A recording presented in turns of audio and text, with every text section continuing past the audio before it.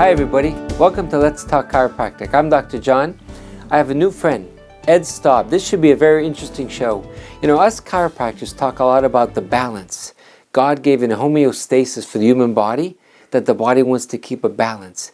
Ed wrote an exciting book, Life of Balance versus Imbalance. So I don't want to talk too much tonight. I want him to take the show away. So Ed, thanks for coming first of all.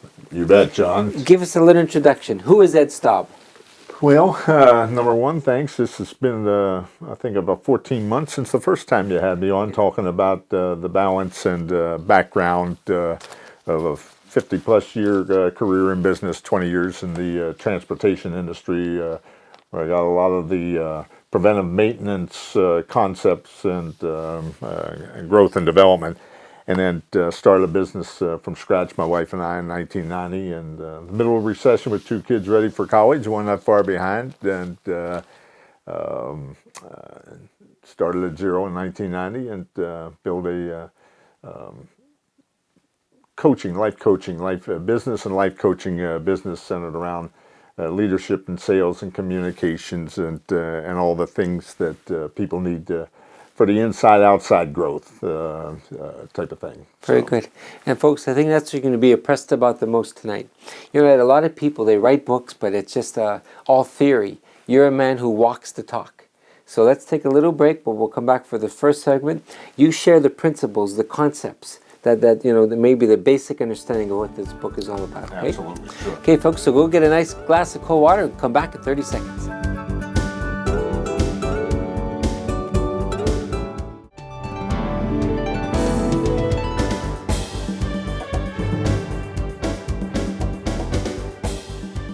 Welcome back. I'm Dr. John. This is Ed Staub. Let's get right into it. Ed, first tell us, what motivated you to write this book, and then what is the book all about?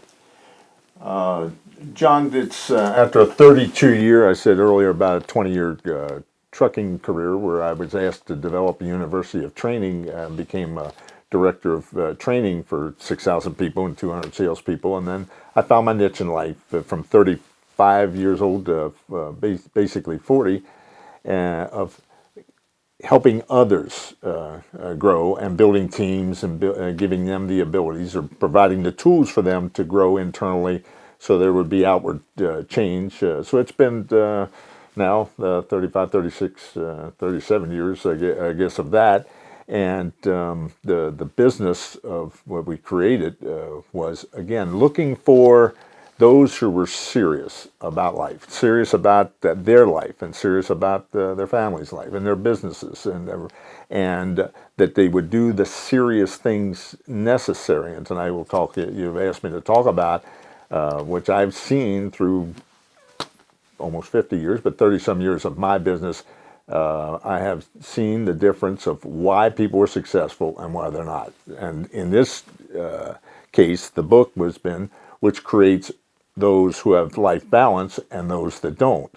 So we'll first tonight look at, and we've used that, and I created the goals. That's nothing new under the sun, but the 8 areas of the balance wheel take up of every area of your life, every area that you can think of in your respective lives will evolve spiritual, mental, emotional, family, work, career, and those type of all those areas, family of course, and physical.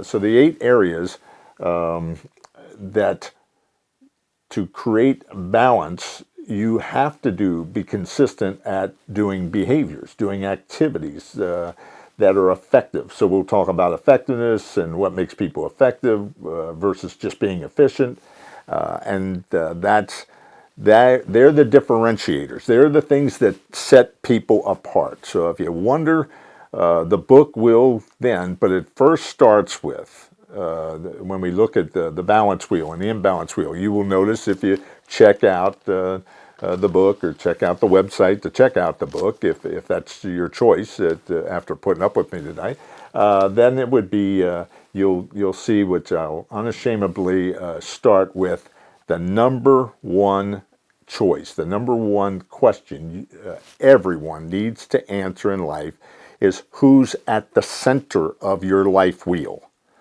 And for me, I unashamedly am coming. I know John is a brother in the Lord who has found that if you can have 99% of this right and have balance in life and feel good about doing what you're doing in each area of your lives, but we're going to all die, and I know people have dealt with that. We all have, but the mortality rate's 100%. So I really wrote it to validate those who are already balanced and having impact, and to finish the race well, me included, and for this next generation who's just inundated with indoctrination on victimhood and all these things, is to have a source, that they choose the source that would provide an antidote for that, that would provide a comparison between every chapter is worldview, biblical view. So we'll start with the beginning of it. The beginning of change is to helping people think differently. But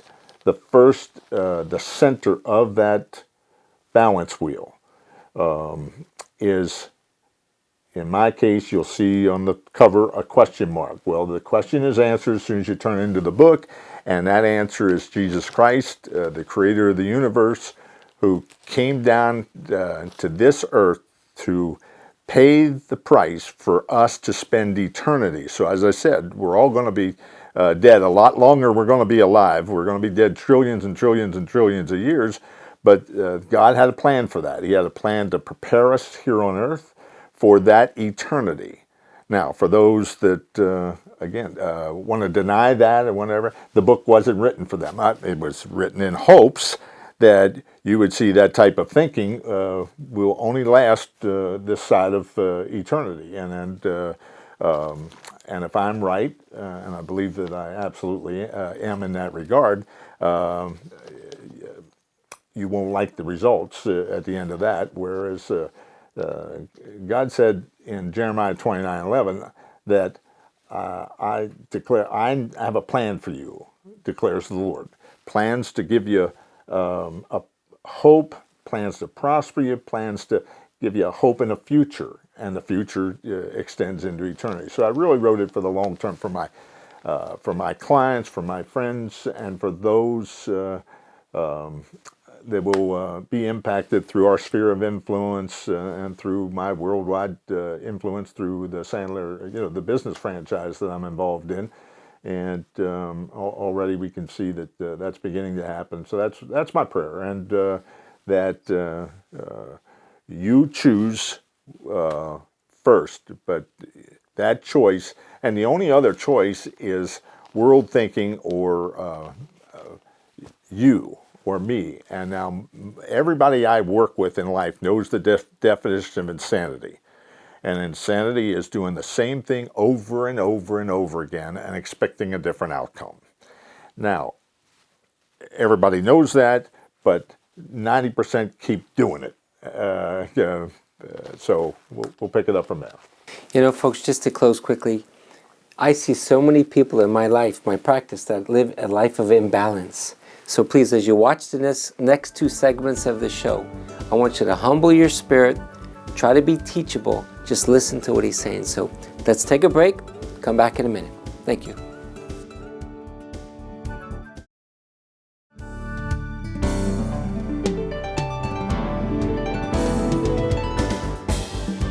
Hi folks, I'm Dr. John. Welcome back to Let's Talk Chiropractic. We're here with Ed Staub. He wrote a fascinating book. I was thankful to get one. I bought 20 of them to give out to friends and patients, and I think it's changing people's lives, Ed. One part of the book that interested me, 90% of people watching this show live a life of imbalance, and there's certain characteristics that they display, while 10% live a life of balance. I was hungry to see how many characteristics of balance are in my life. So take it over, Ed. Help people to see, are they the 90%ers or the 10%ers? Okay. And what we'll do here is give characteristics, if you so choose. They're all expanded upon in the book, but again, it's either worldview thinking or biblical thinking in comparison with each chapter of the book, breaking down each area of the balance wheel and so forth. But some of the 90%ers, they're things driven versus relationship driven. Their unbalanced wheel has huge disparities between the quality of life across all 8 areas. And when we try to operate under the false belief that we really are in control of anything, so that's where the insanity comes in. They have low ROE, and what ROE is return on energy, time, energy, and effort that it takes to live life and to do things. They have a low level because they don't expand the energy for effectiveness. They doing the right things right over a consistent period of time. But what the 90% of the people only look in the mirror to brush their teeth and to comb their hair. They don't look in the mirror to really do a diagnostic, and that's what this does, is each area of your life to take a look at. 70% or more to 90% say they dislike themselves. They're not happy with themselves. They're not happy with much of anything. And we can see that more and more and more today with all the things going on in this world. So they rarely look in the mirror and take responsibility. So crucial elements of success. They have very little desire. They have very little commitment. Very few times do they take responsibility for everything. Instead, they're excuse makers. They fix blame on anyone or anything other than themselves. Their outlook about themselves and about their career path and anything that makes them happy or valuable. They just don't investigate. They deny it, and they, because they're too busy blaming somebody else for their issues.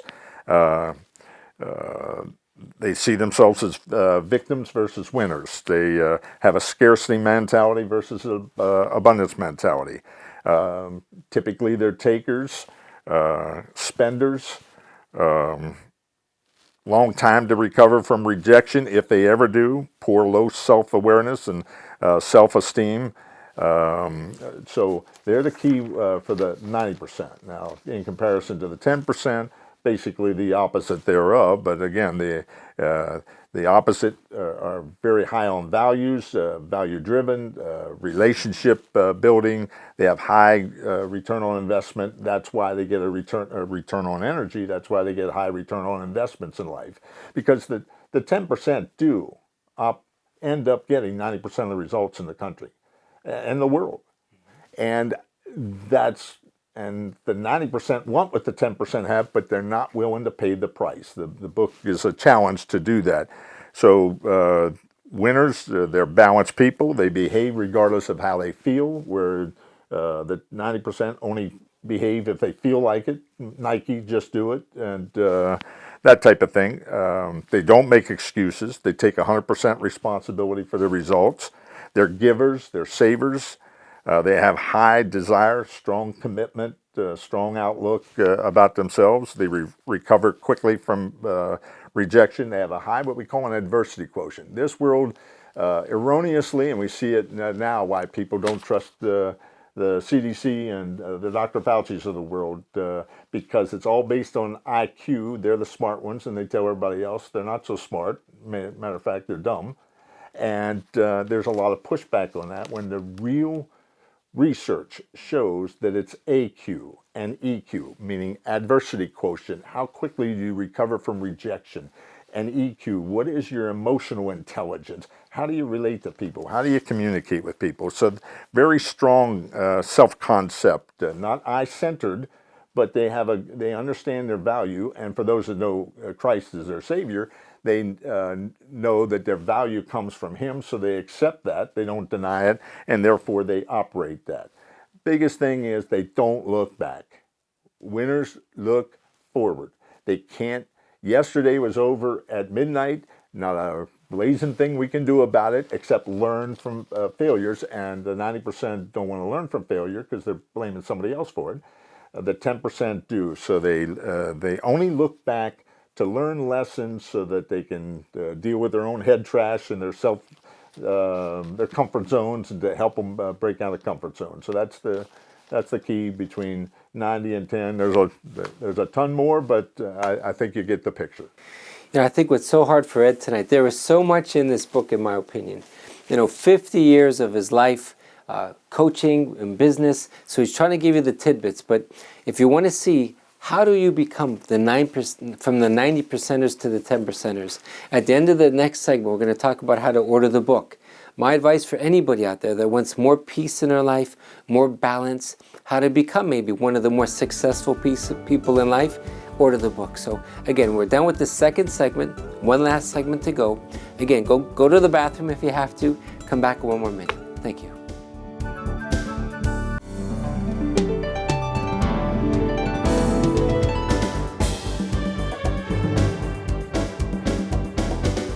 Hey everybody, welcome back. Thanks for sticking with us. You know, your time is valuable. So I appreciate you spending 30 minutes with us tonight. But Ed, to me, wrote an exciting book, Life of Balance versus Imbalance. I think almost anybody can, just by listening to the title of the book, can ask themselves, are their life of balance or imbalance? So we've got 7 minutes to go. I wanted to talk about how do we go now from living a life of imbalance, which is 90% of us, who are always making excuses and thinking about the past and woe is me and I'm a victim, versus a person who's a 10 percenter, a winner who's successful and is more others orientated and self orientated. So Ed, give us some idea. How can people go from being a 90 percenter to the 10% more balanced lifestyle? I appreciate that, John. And one of the things that is in the book, in the earlier, right after we explained the balance wheel and the unbalanced wheel, we also discuss a balanced triangle, which are the segments of the balanced triangle are behavior, attitude, skill set development, and but it stems around thinking differently first, but it's all core value based. And then to sort of give an outline or put those things together, those characteristics we talked about, the 10%, a book was written 15 or so years ago, bestseller. The author doesn't know me, but I've sold a lot of his books. And many of the viewers have been exposed to it, I believe. It's called Good to Great by Jim Collins. And he developed a hedgehog concept that we have used in the training. And there's 3 intertwining circles that really put all those characteristics inside those 3 intertwining circles. But right in the center of those circles is something called, his first book, and it's called a BHAG, B-H-A-G, standing for Big, Hairy, Audacious Goals. And the 3 intertwining circles to that, based on what those goals are, and that's one of the things that in chapter 11 we give you a goals plan to replicate that's transferable, it's proven, it's reliable, but it's based on first circle. What do you want to be best in the world at? Doesn't mean biggest, best in the world at. Whatever you do that you really believe you have a passion for, or your capacity for, that you can become the best. Next circle is, what are you passionate about? And they go hand in hand, because being best and not passionate about it doesn't make you best. But those that are passionate about, they're tied in together. They want to be the best, and they're jazzed about doing whatever that is, really deeply passionate. And then the third circle is what drives your economic engine. And somebody who's been in sales and management leadership for 50 plus years, I've never worried about the sale. If I went to be the best, and if you go to be the best and you're passionate about it, the money always comes. And there's plenty of opportunity still in this world to start. And again, as somebody that was raised by a single mom, has achieved the results, and again, never had to worry about where the money came from. So that's the hedgehog concept, and that's explained in the book in more detail. But some of the other things, again, I'll remind you, the first thing to do is to make the most important decision of who's going to be at the center of your life. Change the way you think, develop new skill sets and habits.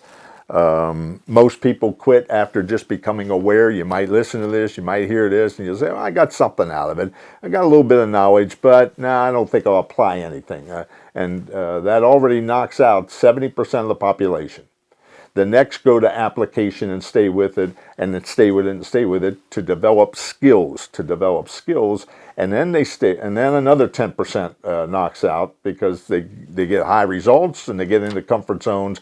Where the last H in that is habit formation, where they to create the consistency by creating the habit that they consistently do over time to get those end results. But understand it's a process. It's gradual and it's incremental. We've always lived in a quick fix society. We want it now. But that's not the real world. It just never is going to work. Distribution of wealth, it never works because those that it was taken from, they'll just go right back and earn it again, and the other ones will, just like almost all lottery winners, are broke within a year or two because they don't develop the mindset and the skills and really see themselves being worth all that money even after they have it. And you can see that with pro athletes and things like that. So the whole key is at the end of every chapter, we ask you to admit what kind of thinking that you're running and that it's not working. Be committed to a new way of thinking and behaviors that will, and submit. They're the three: admit, commit, submit. Submit to someone else, first to God, and then to others in your sphere of influence that will be glad to help you if you're vulnerable and accountable and ask for that help. You know, folks, I really think you should buy this book. If you don't mind me asking, Ed, how can they order the book? Simplest way, we just developed a website to go with the book when it was published. It's called lifeofbalancebook.com. The website will come up, and right there it'll give you the opportunity to click on whether it's Amazon or Barnes & Noble or Walmart or wherever. So in conclusion, what he talked about, that it's not just IQ. Our ability to have a good mind of overcoming adversity. You know, COVID is just, I guess, starting to wane, and now we're all worried about world wars and nuclear wars, so society will always throw stress at us. We must learn how to cope, how to keep inner peace.